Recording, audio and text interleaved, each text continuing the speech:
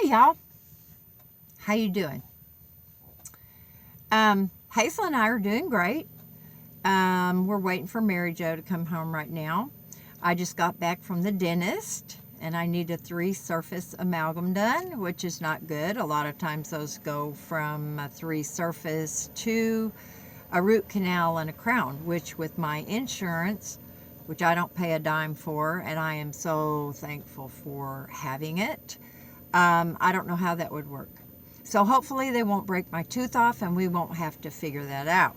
Because I sure would hate to have an extraction and nothing to fill that space in my mouth. Although I have a lot of teeth, y'all. I have an extra one on the bottom. But, and I get new glasses on Saturday. I had my eyes examined. And so Saturday I get my new bifocals and a pair of sunglasses for $168, which is really pretty good. Time for Hazel to go in for her checkup and her teeth cleaning, which she needs very much. I don't brush her teeth. I know I am a terrible, terrible dog mama. Now, I did take good care of my children's teeth. I will say that. They got their teeth brushed all the time and flossed. Let's see what else is going on. Mary Jo's mom, Marge, we have to move her to a new facility because the one where she is crappy, even though she pays $6,000 a month. I can't even go into that. It's heartbreaking. So we're going to have that to deal with in the next 30 days or so. And it's so difficult when you have someone that's got Alzheimer's and they have days when they really know what's going on, and then they have a week or two where they don't really know what's going on. You can't sit down with them and explain everything to them because then they get severe anxiety. I mean, severe anxiety. So it is very, very delicate and it's very difficult for the family to have to deal with this stuff. So basically what we're going to end up doing is there'll be a big team of us, myself, Mary Jo, her brother Joe, her daughter Emma. We will work together, and one of us, possibly me, will keep her busy for a day. That means lunch, shopping, you know, those horrible things that women hate to do, but hey, you got to do it, right? So, and then the rest of the team will move what needs to be moved and put the rest into storage to be gone through later. She's going from a 1-bedroom little apartment down to a, I guess you'd call it a studio. It's a big room and a bathroom. So there's going to be some paring down to do there. And really that's the way to do it, is just put most everything in storage, and then as she asks for it, notices that it's missing, then those items we can take over there to her to make her happier and more comfortable. Now this place where she is going actually is pretty amazing, and I've had quite a bit of experience with these types of facilities. And the great thing that they do, one of the great things is they don't have stages of care. When you go to stay there, your care changes every day. Whatever you need, that's what you get.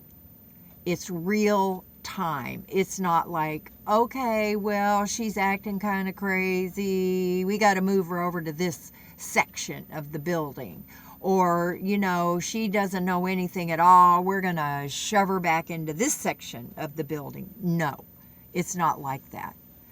It's like smooth, and it's like a wave. I mean, it's just whatever they need when they need it.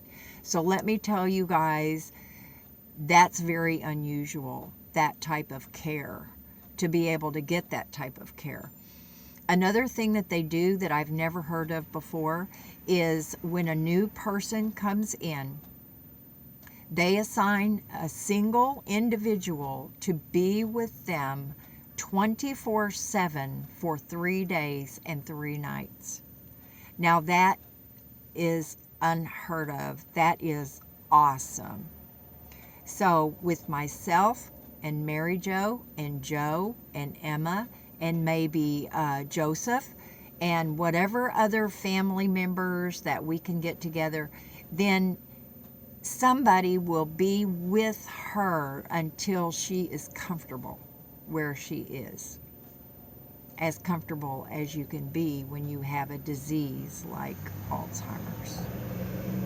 So it's incredibly hard to make these decisions for someone who has always been the backbone of the family, the one who makes decisions, the ones you go to for advice and all of that. And now all of a sudden you're having to make all her decisions for her.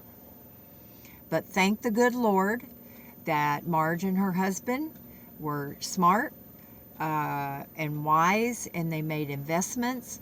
And so she has the resources to be in a place where she's going to get good care. Now, the other amazing thing is, you guys, one of Mary Jo's close friends actually works there as, I don't know what capacity she works in, but she knows about the place firsthand, and she says it's top notch.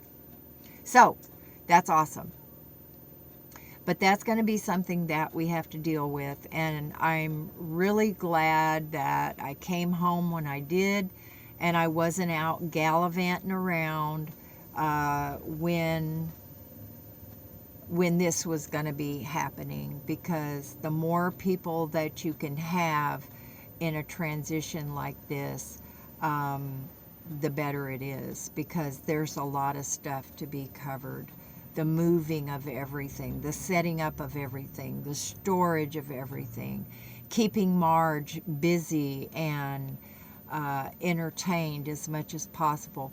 We don't know what state of mind she's going to be in. If she's going to be in one of her fogs and she's just kind of traipsing around and doesn't really know what's going on around her, or if she's going to be having a few of her really lucid days, like, what the hell is going on? And where's all my stuff? And why did you move me? And where's my boyfriend?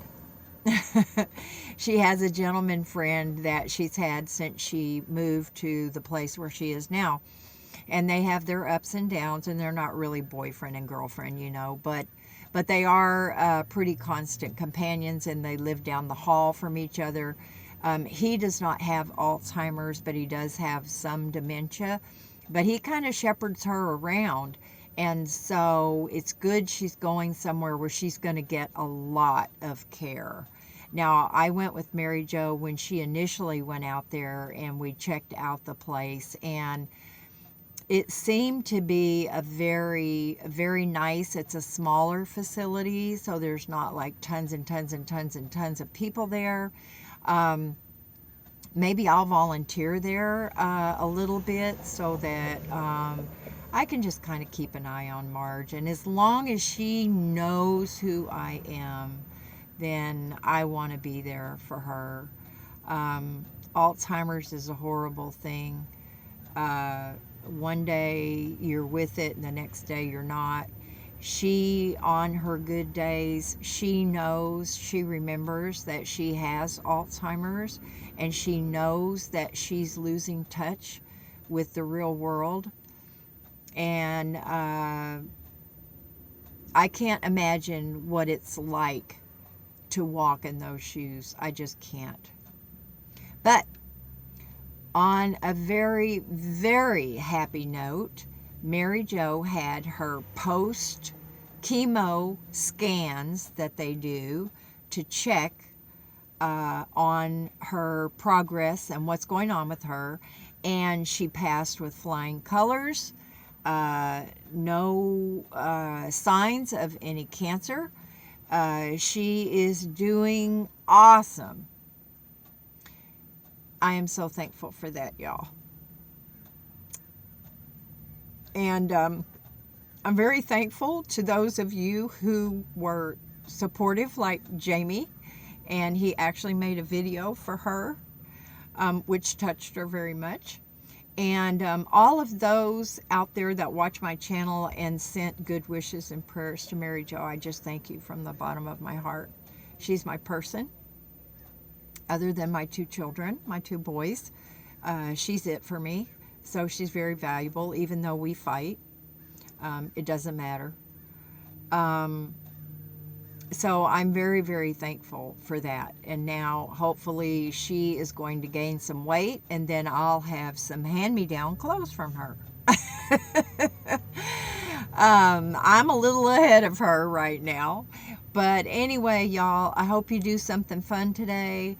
And I know you're kind. I know you guys are. I know that you're kind. And if we just all take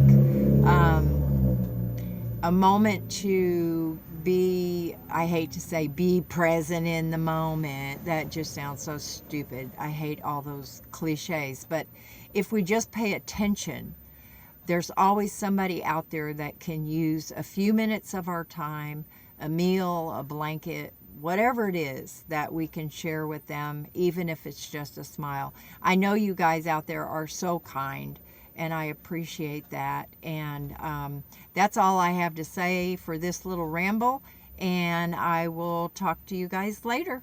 Bye.